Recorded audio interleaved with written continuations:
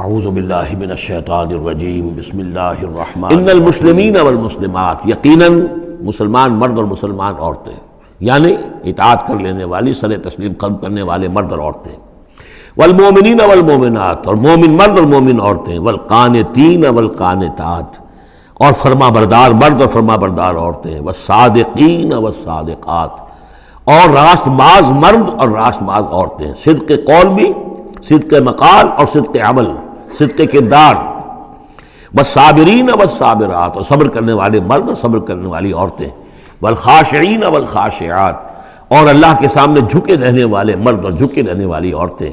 والمتصدقین والمتصدقات، اور اللہ کے لیے صدقہ دینے والے مرد اور صدقہ دینے والی عورتیں، والصائمین والصائمات، اور روزہ رکھنے والے مرد اور روزہ رکھنے والی عورتیں، والحافظین فروجہم والحافظات، اور اپنے شرمگاہوں کی حفاظت کرنے والے مرد اور اپنی شرمگاہوں کی حفاظت کرنے والی عورتیں، والذاکرین اللہ کثیرا والذاکرات، اور کثرت کے ساتھ اللہ کا ذکر کرنے والے مرد اور ذکر کرنے والی عورتیں، اعد اللہ لہم مغفرۃ واجرا عظیما، اللہ تعالیٰ نے ان سب کے لیے مغفرت اور بہت بڑا اجر تیار کر رکھا ہے۔ اللہم ربنا اجعلنا منہم، اللہم ربنا اجعلنا منہم۔ ما کان محمد ابا احد من رجالکم، دیکھو محمد تم میں سے کسی مرد کے باپ نہیں ہے۔ حضور کو اللہ تعالیٰ نے اولاد نرینہ نہیں دی، جو دی تھی بچپن ہی میں اسے اٹھا لیا۔ آخری عمر میں بھی یوں سمجھیے کہ حضرت ماریہ قبطیہ، ان کے بطن سے حضرت ابراہیم کی ولادت ہوئی ہے، اور یہ ایک عجیب مسئلہ ہے کہ حضرت ابراہیم کے عقد میں یا آپ کے نکاح میں آئیں ہاجرہ، وہ بھی مصر کی تھیں، جن سے اسماعیل کی ولادت ہوئی۔ اسماعیل کی نسل میں حضور ہیں صلی اللہ علیہ وسلم، پھر مصر ہی سے ایک ماریہ قبطیہ آ رہی ہیں،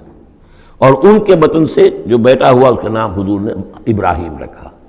اور حضور کو بہت محبوب بھی تھا، لیکن وہ بہت ہی چھوٹا ہستہ تھا، بچپن میں ہی فوت ہو گیا ہے،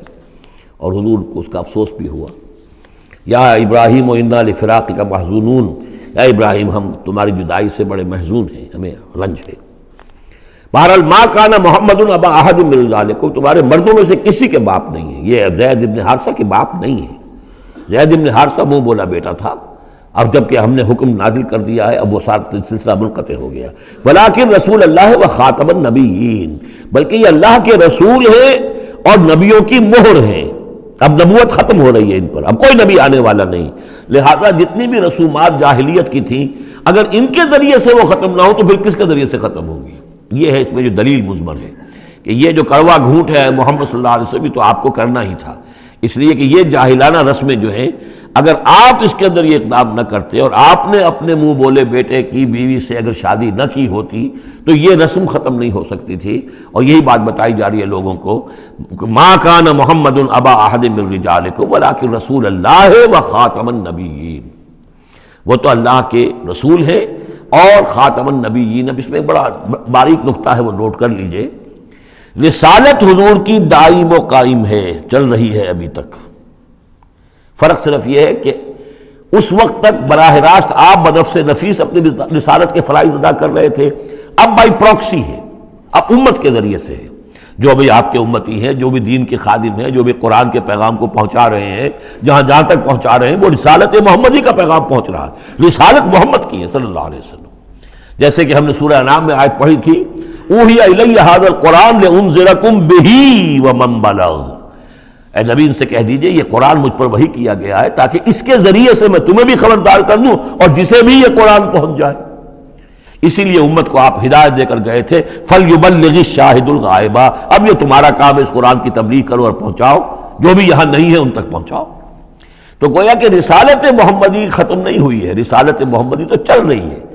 لہذا ختم کا لفظ جو آیا ہے وہ رسالت کے ساتھ نہیں آیا، نبوت کے ساتھ آیا۔ نبوت ختم ہو گئی جب وحی کا دروازہ بند ہو گیا، نبوت ختم ہو گئی۔ نبوت محمدی آپ کی ذات کے ساتھ تھی، وہ جیسے ہی آپ کی ذات جو ہے وہ اس دنیا سے اس نے پردہ کیا، اس کے ساتھ ہی آپ کی وہ نبوت کا دروازہ بند ہو گیا، لیکن رسالت محمدی وہ تو دائم و قائم ہے۔ اسی لیے یہاں دیکھیے ولیکن رسول اللہ ہے، وخاتم النبیین، آپ تو اللہ کے رسول ہیں اور دائم ہیں اور قائم ہیں، اور خاتم النبیین ہیں اور نبیوں کی مہر ہے، وکان اللہ بکل شیء علیما، اور یقیناً اللہ تو ہر چیز کا علم رکھنے والا ہے۔ یا ایھا الذین آمنوا اذکروا اللہ ذکرا کثیرا وسبحوہ بکرۃ واصیلا هو الذی یصلی علیکم وملائکتہ لیخرجکم من الظلمات الی النور وکان بالمؤمنین رحیما۔ صدق اللہ العظیم۔ اہل ایمان اللہ کا ذکر کیا کرو کثرت کے ساتھ۔ ذکر کثیر سے مراد کیا ہے؟ کہ انسان کسی بھی حال میں ہو اللہ کو یاد رکھے۔ پنجابی میں ایک کہاوت ہے، ہتھ کارول دل یارول۔ کام آپ کر رہے ہیں، کوئی بھی کر رہے ہیں، لیکن یہ کہ آپ کا دل اللہ کے ساتھ لگا ہونا چاہیے۔ اس کا جو بہترین طریقہ ہے وہ یہ ہے کہ تمام جو بھی معمولات زندگی کے ہیں ان کے ساتھ ہی حضور صلی اللہ علیہ وسلم سے مسنون دعائیں ہیں۔ گھر میں داخل ہو رہے ہیں تو دعا مانگیے، باہر نکل رہے ہیں تو دعا مانگیے، بازار میں داخل ہو رہے ہیں تو دعا مانگیے، بازار سے باہر آ رہے ہیں دعا مانگیے، بیت الخلاء میں داخل ہو رہے ہیں دعا ہے۔ لیکن آپ کام بھی کر رہے ہیں ساتھ کے ساتھ، کوئی اضافی وقت آپ کا نہیں لگ رہا ہے، لیکن اس میں یہ ہے کہ آپ کا اللہ کے ساتھ ایک رشتہ قائم رہے۔ باقی یہ کہ قرآن سب سے بڑا ذکر ہے، پھر نماز، یہ تو ہم پڑھ چکے ہیں 21ویں پارے کی پہلی آیت، وَاتْلُ مَا أُوحِیَ إِلَیْکَ مِنَ الْکِتَابِ وَأَقِمِ الصَّلَاةَ إِنَّ الصَّلَاةَ تَنْہَىٰ عَنِ الْفَحْشَاءِ وَالْمُنکَرِ وَلَذِکْرُ اللہِ اکبر۔ تو اللہ کا ذکر کرو کثرت کے ساتھ، وَسَبِّحُوهُ بُکْرَةً وَأَصِیلًا، اور صبح و شام اس کی تسبیح کرتے رہو۔ هُوَ الَّذِی یُصَلِّی عَلَیکُم وَمَلَائِکَتُہُ، وہ تم پر اپنی رحمتیں بھیجتا رہتا ہے، اپنی عنایتیں اور شفقتیں نازل فرماتا رہتا ہے، نہ صرف وہ خود بلکہ اس کے ملائکہ بھی۔ اب یہ دیکھیے وہی لفظ ہے کہ جو حضور کے بارے میں آیا ہے، ان اللہ وملائکتہ یصلون علی النبی، یقیناً اللہ اور اس کے فرشتے نبی پر رحمتیں بھیجتے ہیں۔ لیکن یہ فرمایا جا رہا کہ ایک عام اہل ایمان کو بھی حصہ ملتا ہے اس میں سے، اللہ کی عنایتیں ہیں، اللہ کی رحمتیں ہیں۔ وہی لفظ استعمال ہو رہا ہے اہل ایمان کے لیے۔ هو الذی یصلی علیکم وملائکتہ لیخرجکم من الظلمات الی النور، وہ اپنی رحمتیں اور عنایتیں نازل فرماتا رہتا ہے، وہ بھی اور اس کے فرشتے بھی، تاکہ نکالیں تمہیں اندھیروں سے روشنی کی طرف۔ وَكَانَ بِالْمُؤْمِنِينَ رَحِيمًا، اور یقیناً اللہ تعالیٰ کے اہل ایمان کے حق میں وہ بہت رحیم ہے۔ تحیتہم یوم یلقونہ سلام، ان کی دعا جو ہے جس روز کہ وہ اللہ سے ملیں گے ہوگا سلام۔ وَأَعَدَّ لَهُمْ أَجْرًا قَرِيبًا، اور اللہ تعالیٰ نے ان کے لیے بہت باعزت اجر فراہم کیا ہوا ہے۔ یا ایھا النبی انا ارسلناک شاہدا ومبشرا ونذیرا وداعیا الی اللہ باذنہ وسراجا منیرا۔ اے نبی، اب یہاں نوٹ کیجئے، اے نبی، ہم نے بھیجا ہے آپ کو۔ یہ نبوت اور رسالت کا کے درمیان جو ربط و تعلق ہے وہ بھی یہاں پر واضح ہو جائے گا۔ جیسے جس کسی شخص نے CSP کا امتحان پاس کر لیا، اب اس کی اپوائنٹمنٹ ہوتی ہے کسی جگہ پر، جاؤ وہاں پر DC لگو یا وہاں کوئی اور عہدہ جو ہے، ایک ہے اپوائنٹمنٹ، ایک ہے کاڈر۔ نبوت کاڈر ہے، اس کاڈر میں جو آ گئے ہیں اب ان کو جن کو اللہ ان میں سے چاہتا ہے اپوائنٹ کرتا ہے کسی خاص قوم کی طرف، کسی خاص علاقے کی طرف، تو اس اپوائنٹمنٹ کے بعد وہ اب رسول ہیں۔ یا ایھا النبی، اے نبی، اسی لیے کہا جاتا ہے کہ حضور کی نبوت کا ظہور جو ہوا ہے وہ پہلی وحی سے۔ وہ سورہ علق کی 5 آیتیں، اقرأ بسم ربک الذی خلق، خلق الانسان من علق، اقرأ وربک الاکرم الذی علم بالقلم، علم الانسان ما لم یعلم۔ اب ان 5 آیتوں میں کہیں تبلیغ کا حکم نہیں ہے، یہاں سے نبوت کا تو آغاز ہو گیا، لیکن یہ کہ رسالت کا آغاز ہوا ہے جب آپ کو تبلیغ کا حکم آیا، یا ایھا المدثر قم فانذر وربک فکبر۔ اب یہاں سے رسالت کا آغاز ہوا، تو نبوت اور رسالت کے اس فرق کو ذہن میں رکھیں۔ یا ایھا النبی، اے نبی، ہم نے بھیجا ہے آپ کو شاہداً گواہ بنا کر۔ اب اس پر ہم گفتگو کر چکے ہیں، لتکونوا شہداء علی الناس ویکون الرسول علیکم شہیدا، اور لیکون الرسول شہیدا علیکم وتکونوا شہداء علی الناس، سورہ بقرہ میں آیت آئی اور سورہ حج میں آ چکی ہے۔ اور مبشر اور نذیر، بشارت دینے والے، خبردار کرنے والے، یہ تو بہت مرتبہ آ چکا ہے، جمع کے صیغے میں، واحد کے صیغے میں۔ وَدَاعِيًا إِلَى اللَّهِ بِإِذْنِهِ، اللہ کی طرف بلانے والے اس کے حکم سے۔ یعنی ایک داعی اور بھی ہوتا ہے جو اللہ کا کوئی بندہ ہے، کوئی صوفیاء میں سے ہے، کوئی اللہ کا نیک آدمی، وہ بھی لوگوں کو بلا رہا ہے اللہ کے راستے کی طرف، لیکن نبی رسول کا کام یہ ہو جاتا ہے کہ وہ اس پر مامور ہے کہ وہ بلائے۔ اس میں زمین و آسمان کا فرق ہے کہ ایک ہے کہ حفظان صحت کے اصولوں پر تمام شہریوں کو جو ہے اس پہ خیال رکھنا چاہیے، عمل کرنا چاہیے، گلیوں میں گندگی نہ ہو، یہ نہ ہو، وہ نہ ہو، یہ تو گویا کہ اصول شہریت میں سے ہے۔ ایک محکمہ ہے جو قائم کیا گیا اسی کام کے لیے، وہ تو مامور ہیں، وہ تو تنخواہ اسی کی لیتے ہیں، لہذا وہ ہم وقت اسی کام کے اوپر لگے ہوئے ہیں۔ تو اسی طریقے سے دفاع وطن ہے، ویسے تو ہر شہری کا فرض ہے کہ اس کے لیے اپنے آپ کو ہر وقت تیار رکھے، لیکن ایک فوج آپ نے تیار کی ہوئی ہے جو اسی کام کے لیے۔ تو رسول تو گویا کہ وہ پھر داعی اللہ باذن ہی، اللہ کے حکم سے مامور من اللہ ہو کر پھر وہ جو ہے دعوت دیتا ہے۔ وسراجا منیرا، اور آپ کو ایک بہت روشن چراغ بنا دیا، چراغ ہدایت۔ وبشر المؤمنین بان لهم من اللہ فضل کبیرا، اور اہل ایمان کو آپ بشارت دے دیجئے کہ ان کے لیے اللہ کی طرف سے بہت بڑا فضل ہے۔ ان اللہ وملائکتہ یصلون علی النبی، اب یہ خاص طور پر لفظ وہی ہے یصلی علیکم وملائکتہ، یہاں سے ترتیب بدل گئی ہے۔ یقیناً اللہ اور اس کے فرشتے رحمت اور شفقت اور عنایت نازل کرتے رہتے ہیں نبی پر صلی اللہ علیہ وسلم۔ یا ایھا الذین آمنوا صلوا علیہ وسلموا تسلیما، اے ایمان کے دعوے دارو، اے ایمان لانے والو، تم بھی ان پر رحمت بھیجتے رہا کرو، اور تم بھی اللہ تعالیٰ سے دعا کرتے رہا کرو کہ اللہ ان کے اوپر اور درود بھیجے اور رحمت بھیجے۔ وسلموا تسلیما، اور سلام کیا کرو، ان کو سلام بھیجا کرو۔ ان الذین یؤذون اللہ ورسولہ، یقیناً وہ لوگ کہ جو ایذا پہنچاتے ہیں اللہ کو اور اس کے رسول کو، لعنہم اللہ فی الدنیا، اب یہ منافقین کا تذکرہ ہو رہا ہے اس سورہ مبارکہ میں، جیسا کہ مدنی صورتوں میں اکثر و بیشتر ہے۔ ان الذین یؤذون اللہ ورسولہ، بے شک وہ لوگ کہ جو ایذا پہنچاتے ہیں اللہ اور اس کے رسول کو، لعنہم اللہ فی الدنیا والآخرہ، تو لعنت اللہ نے ان پر لعنت کر دی ہے دنیا اور آخرت دونوں میں، وعد لہم عذابا مہینا، اور ان کے لیے ایک بڑا اہانت آمیز عذاب تیار کر رکھا ہے۔ یا ایھا النبی قل لازواجک وبناتک ونساء، اب یہ پردے کا اگلا حکم آ رہا ہے۔ ایک تو یہ کہ گھر میں رہو، گھر پہ پردہ ہونا چاہیے، نامحرم پردے کی اوٹ سے بات کرے، جو بھی ضروری بات ہے وہ پردے کی اوٹ سے کرے، روح ہو کر نہ کرے۔ لیکن اب مسئلہ آتا ہے کہ عورت گھر سے باہر نکلے تو کیا ہو؟ آخر ظاہر بات ہے اگرچہ اصولی اعتبار سے عورت کا مقام اس کا گھر ہے، لیکن پھر بھی ضرورت ہو سکتی ہے وہ باہر جائے ضرورت کے تحت، تو اس میں کیا حکم ہے؟ یا ایھا النبی قل لازواجک وبناتک ونساء المؤمنین، اب یہاں پر دیکھیے ایکسٹینڈ کر رہے ہیں ترتیباً، اے نبی کہہ دیجئے اپنی بیویوں سے اور اپنی بیٹیوں سے اور اہل ایمان کی خواتین سے۔ یہ گویا کہ اب اصلاح کا دائرہ جو ہے نبی کے گھر سے نکل کر اب باہر آ رہا ہے تمام اہل ایمان کے لیے۔ کیا کہہ دیجئے؟ یدنین علیہن من جلابیبہن، وہ اپنے اوپر لٹکا لیا کریں اپنی بڑی چادروں کا ایک حصہ۔ دیکھیے جیسا کہ میں نے اس وقت بھی عرض کیا تھا سورہ جب ہم نور پڑھ رہے تھے کہ عرب میں لباس کا یہ اور خواتین کی لباس کا یہ دو جز تھے، ایک اوڑھنی ہوتی تھی جو گھر میں اوڑھتی تھی، وہ جیسے اب بھی ہمارے اوڑھنی کا تصور ہے، اس کو کہتے ہیں خمار، اور خمرہن لفظ آیا ان کی جمع جو ہے خمرہن، ولیضربن بخمرہن علی جیوبہن، وہ اپنی ان اوڑھنیوں کا بکل مار لیا کریں اپنے سینوں پر۔ یہ گھر کے اندر ہوگا۔ باہر جب نکلتی تھی تو بڑی چادر لے لیتی تھی، اور جو جتنی شریف گھرانے کی ہوتی تھی اتنی ہی وہ اپنے آپ کو اس میں لپیٹ لیتی تھی، لیکن چہرے کے اوپر نہیں ڈالتی تھی۔ یہاں اس میں صرف یہ اضافہ کیا گیا ہے کہ اس کا ایک حصہ اپنے چہروں پر لٹکا لیا کریں، یہاں سے نقاب کا تصور پیدا ہوا ہے،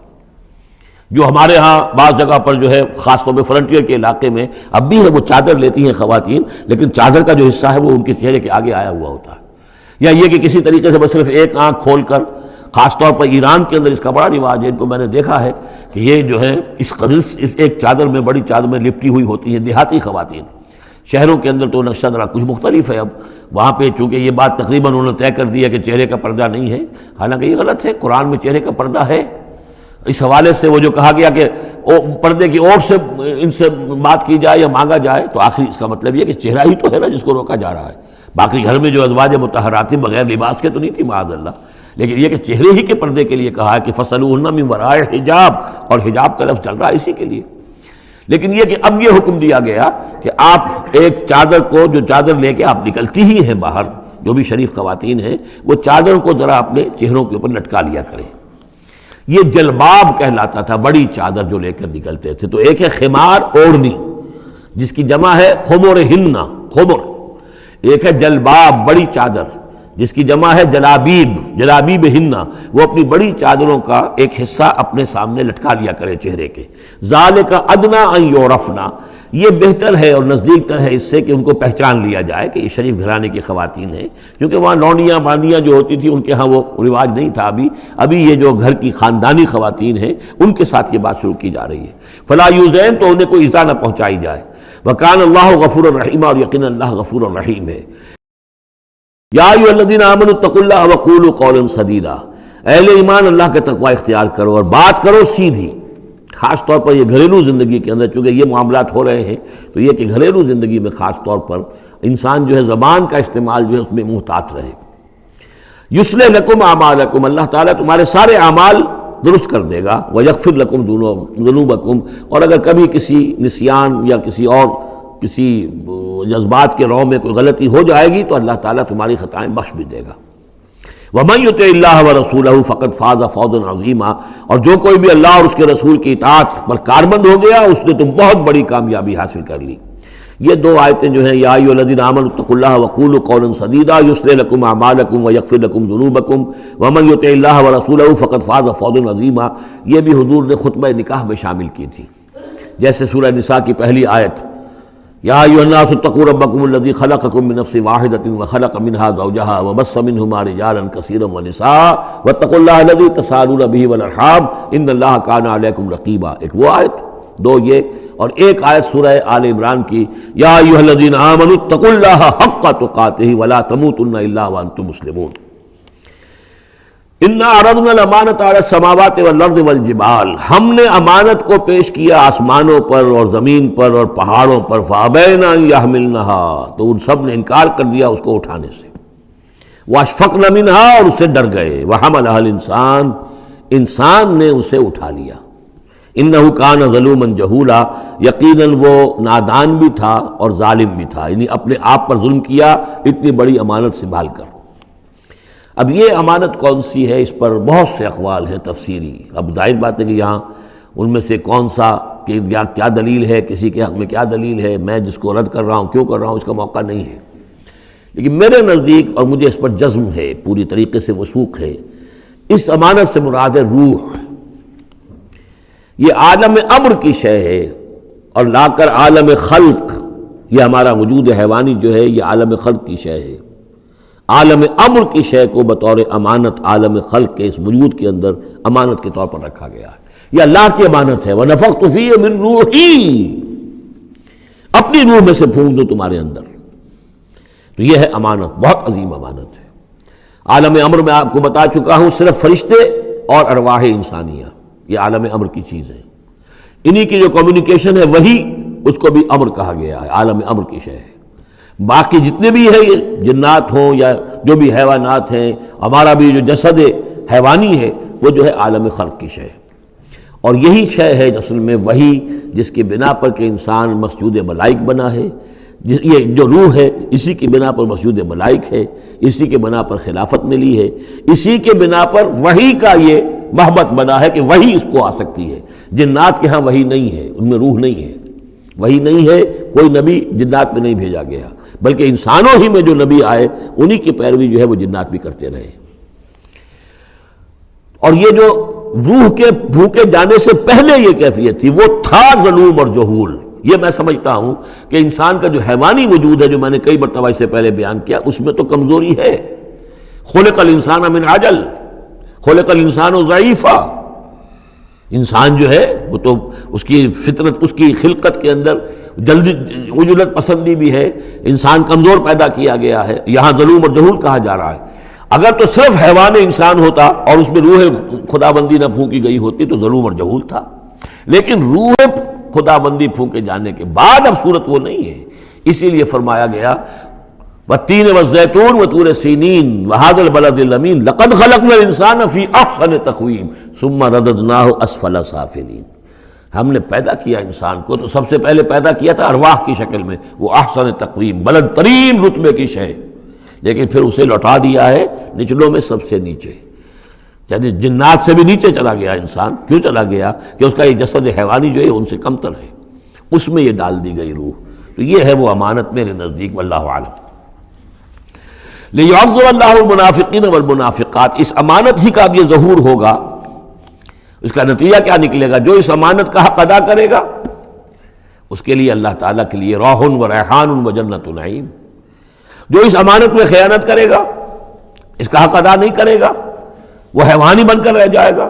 حیوانی خواہشات اور حیوانی ہی داعیات ہی کا تابع فرمان بن کر رہ جائے گا۔ اس نے گویا کہ خیانت کی اس امانت میں۔ اس کے لیے لیعذب اللہ المنافقین والمنافقات والمشرکین والمشرکات، تاکہ نتیجہ یہ نکلے کہ اللہ عذاب دے منافق مردوں کو، منافق عورتوں کو، اور مشرک مردوں کو اور مشرک عورتوں کو۔ وَيَتُوبَ اللَّهُ عَلَى الْمُؤْمِنِينَ وَالْمُؤْمِنَاتِ، اور اللہ تعالیٰ عنایت فرمائے اور معاف کرے اور توبہ قبول کرے اور توبہ کی توفیق دے اہل ایمان مردوں کو بھی، اہل ایمان عورتوں کو بھی۔ وَكَانَ اللَّهُ غَفُورًا رَحِيمًا، یقیناً اللہ تعالیٰ غفور اور رحیم ہے۔ وَمَا أَرْسَلْنَاكَ إِلَّا كَافَّةً لِلنَّاسِ بَشِيرًا وَنَذِيرًا، اور اے نبی ہم نے نہیں بھیجا ہے آپ کو مگر تمام نوع انسانی کے لیے بشیر و نذیر بنا کر۔ یہ نوٹ کر لیجئے کہ واحد رسول اللہ کے محمد ہے صلی اللہ علیہ وسلم، جو تمام نوع انسانی کے لیے بھیجے گئے۔ اور یہ بھی ساتھ ہی آپ کے ذہن میں رہنا چاہیے کہ اس وقت بھیجے گئے ہیں کہ جب انسانی تمدن نے اتنی ترقی کر لی تھی اور ذرائع رسول رسائل ایسے اب ہو رہے تھے کہ تمام دنیا کو ایک دعوت پر جمع کیا جا سکے اور تمام دنیا تک ایک دعوت پہنچائی جا سکے۔ ظاہر بات ہے اس سے پہلے فزیکلی پاسبل نہیں تھا، لہذا جو بھی نبی اور رسول آپ سے پہلے آئے وہ اپنی اپنی قوموں کی طرف، اپنے اپنے علاقے کی طرف، وَإِلَىٰ ثَمُودَ أَخَاهُمْ صَالِحًا وَإِلَىٰ مَدْيَنَ أَخَاهُمْ شُعَيْبًا وَإِلَىٰ عَادٍ أَخَاهُمْ هُودًا، اس طریقے سے اپنی اپنی قوموں کی طرف آئے۔ وَمَا أَرْسَلْنَاكَ إِلَّا كَافَّةً لِلنَّاسِ بَشِيرًا وَنَذِيرًا وَلَٰكِنَّ أَكْثَرَ النَّاسِ لَا يَعْلَمُونَ، لیکن اکثر لوگ جانتے نہیں ہیں۔ وَيَقُولُونَ مَتَىٰ هَٰذَا الْوَعْدُ إِن كُنتُمْ صَادِقِينَ، اور پھر وہ پوچھتے ہیں، یہی سوال کرتے ہیں، کب ہوگا یہ وعدہ پورا، عذاب کا یا قیامت کا؟ قُل لَكُم مِّيعَادُ يَوْمٍ لَا تَسْتَأْخِرُونَ عَنْهُ سَاعَةٌ وَلَا تَسْتَقْدِمُونَ، کہہ دیجئے تمہارے لیے ایک وعدے کا وقت مقرر ہے، ایک وعدے کا دن طے ہے اللہ کے ہاں، اس سے نہ تو تم آگے جا سکو گے اور نہ پیچھے ہو سکو گے۔ من کان یرید العزت فللہ العزت جمیعا، جو شخص عزت کا طالب ہے وہ جان لے کہ عزت کل کی کل اللہ کے پاس ہے۔ للہ العزت ولرسولہ وللمؤمنین ولکن المنافقین لا یفقہون، یہ بات آ جائے گی سورہ منافقون میں۔ یہاں فرمایا عزت کل کی کل اللہ کے پاس ہے، جو جتنا اس کے قریب ہوگا اتنا ہی اس کی عزت ہے، جو جتنا اس سے دور ہوگا اتنا ہی وہ ذلیل ہوگا، چاہے دنیا میں بظاہر اس کے پاس مال و دولت بھی ہے اور کوئی حیثیت بھی اسے حاصل ہے۔ الیہ یصعد الکلم الطیب، اچھی باتیں اللہ کی طرف اٹھتی ہیں، اچھی باتیں، اچھے نظریات، اچھے خیالات، کلمات، ظاہر بات ہے کوئی خیال بھی پیش ہوتا تو کلمات ہی کی شکل میں پیش کیا جاتا ہے۔ اچھی بات، اچھی دعوت، دعوت حسنہ، موعظۃ الحسنہ، تو اچھی باتیں، اچھے کلمات جو ہیں ان کے اندر ایک انہیرنٹ صلاحیت ہے اوپر اٹھنے کی، لیکن یہ انہیرنٹ صلاحیت جو ہے اس کے لیے بھی ضرورت ہے والعمل الصالح یرفعہ، جو عمل صالح ہے وہ اسے اٹھاتا ہے۔ یعنی یہ کہ یہ دو چیزیں ہیں، ایک ایمان ہے، ایک عمل صالح ہے۔ ایمان، اچھی باتوں پر ایمان ہے، یقین ہے، اچھے خیالات ہیں، اچھے عزائم ہیں، اچھے نظریات ہیں، بڑے پاک آپ کی امنگیں ہیں، اور اس کے ساتھ آپ محنت بھی کرتے ہیں، لیکن صرف خیالات ہی رکھے رہیں گے تو ان سے بات نہیں بنے گی۔ والعمل الصالح یرفعہ، اب عمل صالح کی ضرورت ہوگی، محنت کی ضرورت ہوگی۔ والذین یمکرون فی السیئات، اور جو لوگ کہ یہ بری سازشیں کر رہے ہیں، داؤ لگا رہے ہیں، لہم عذاب شدید، ان کے لیے بہت سخت سزا ہوگی۔ ومکر اولئک ھو یبور، اور ان کی یہ ساری سازشیں، اسکیمیں جو ہیں وہ بالکل ناکام ہو کر رہ جائیں گی۔ واللہ خلقکم من تراب ثم من نطفۃ ثم جعلکم ازواجا، اور اللہ ہے کہ جس نے تمہیں پیدا کیا مٹی سے اور پھر نطفے سے اور پھر تمہیں جوڑوں کی شکل میں بنا دیا۔ وما تحمل من انثی ولا تضع، اور نہ ہی کوئی حمل ہوتا ہے کسی مادہ کو، اور نہ ہی یہ کہ وہ کوئی جنتی ہے کسی کو، الا بعلمہ، مگر یہ اللہ کے علم میں ہوتا ہے، چاہے وہ انسانوں میں سے ہو، حیوانات میں سے ہو، جس جاندار کو بھی کوئی حمل ہے اللہ کے علم میں ہے، اور جو جاندار بھی جس کو وضع حمل کا مرحلہ آیا اللہ کے علم میں ہے۔ وما یعمر من معمر، اور جو عمر زیادہ کی جاتی ہے کسی معمر شخص کی، ولا ینقص، اور نہ ہی اس کی عمر میں کمی ہوتی ہے، من عمر ہی، اس کی کمی میں سے، الا فی کتاب، مگر یہ کہ کتاب میں لکھی ہوئی ہے۔ یعنی ایک ایوریج عمر ہے انسانوں کی، ہے اسپیشیز ہے، ان کی ایک ایوریج عمر ہے، کسی کو اس سے زائد عمر دے دیتے ہیں، معمر بنا دیتے ہیں زیادہ، کسی کو اس سے پہلے ہی موت آ جاتی ہے، کوئی جوانی میں فوت ہو جاتا ہے۔ وما یعمر من معمر، اور نہیں عمر زیادہ دی جاتی کسی معمر شخص کو، ولا ينقص من عمرہ، نہ ہی اس ایوریج سے کم اس کو دی جاتی ہے، نہ ہی کمی کی جاتی ہے اس کی عمر میں، الا فی کتاب، مگر یہ کہ سب کچھ کتاب میں درج ہے۔ ان ذلک علی اللہ یسیر، یقیناً یہ اللہ پر بہت آسان ہے۔ وما یستوی البحران، اور دو سمندر، دو دریا جو ہیں ایک جیسے نہیں ہیں۔ ھذا عذب فرات سائغ شرابہ، یہ ہے کہ جو میٹھا ہے، پیاس کو بجھانے والا، فرحت بخش ہے اور خوشگوار ہے، پینے والے کو اس سے ایک کیفیت حاصل ہوتی ہے۔ وھذا ملح اجاج، یہ کھاری ہے، کڑوا۔ ومن کل، اور پھر دیکھو ہماری اس نشانی پر غور کرو کہ دونوں سے تاکلون لحما طریا، دونوں سے تمہیں وہ گوشت مل رہا ہے، مچھلیاں مل رہی ہیں بڑی تر و تازہ۔ اب کھاری پانی سے بھی مچھلی جو نکل رہی ہے وہ کھاری تو نہیں ہے، کھاری پانی سے مچھلی نکل رہی ہے وہ بھی بڑی لذیذ ہے، اس کا گوشت جو ہے تم کھاتے ہو، لحمن طریا ہے۔ میٹھے پانی سے بھی نکل رہی ہے، دریاؤں سے میٹھے پانی کی مچھلی ہے، سمندروں سے کھاری پانی کی اور کڑوے پانی کی مچھلی ہے، لیکن مچھلیاں دونوں سے تمہیں جو مل رہی ہیں تمہارے لیے وہ غذا کا کام دے رہی ہیں۔ بس تستخرجون حلیۃ، اور دونوں ہی سے تم نکال لیتے ہو اپنے زیورات، یعنی وہ موتی وغیرہ کے جن سے تم زیورات کو مرصع کرتے ہو، تلبسونہا، جسے تم پہنتے ہو، وتری الفلک فیہ مواخر، اور تم دیکھتے ہو کشتیوں کو کہ وہ چلتی ہیں اس کے سینے کو چیرتے ہوئے، لتبتغوا من فضلہ، تاکہ تم اللہ کے فضل کو تلاش کرو، ولعلکم تشکرون، اور تاکہ تم اللہ کا شکر ادا کرو۔ یولج اللیل فی النہار، وہ پرو لاتا ہے یا داخل کر دیتا ہے رات کو دن میں، ویولج النہار فی اللیل، اور داخل کر دیتا ہے دن کو رات میں، وسخر الشمس والقمر، اور اس نے مسخر کیا ہے سورج کو اور چاند کو، کل یجری لاجل مسمى، ہر چیز چل رہی ہے، ہر چیز چل رہی ہے ایک وقت معین تک کے لیے۔ ذالکم اللہ ربکم، یہ ہے اللہ تمہارا رب جس نے یہ سب کچھ بنایا ہے۔ لہ الملک، کل بادشاہی اسی کی ہے۔ والذین تدعون من دونہ ما یملکون من قطمیر، اور جنہیں تم پکارتے ہو اس کو چھوڑ کر، یہ دیویاں اور دیوتا اور گاڈز اینڈ گاڈیسز، ان کو اختیار نہیں ہے ایک باریک سی جھلی جیسا بھی۔ اب یہ قطمیر جو ہے، کیونکہ کھجور ان کے ہاں تھی، ان کا پھل ہے سب سے بڑا، بلکہ وہ تو اسٹیپل ڈائٹ بھی ان کی کھجور ہی تھی، تو اس کی چیزوں کو یہ ہے مثال کے طور پر کھجور کی گٹھلی کے اوپر ایک بہت باریک سی جھلی ہوتی ہے، وہ قطمیر ہے، اور کھجور کی ناف سے ایک چھوٹا سا دھاگا لگا ہوتا ہے، وہ فتیل ہے۔ تو اب کسی چیز کی حقارت کی بات کرنی ہو، بہت ہی حقیر سی، بہت ہی معمولی سی شے، تو قطمیر یا وہ فتیلہ، یہ الفاظ ان کے حوالے سے آتے ہیں۔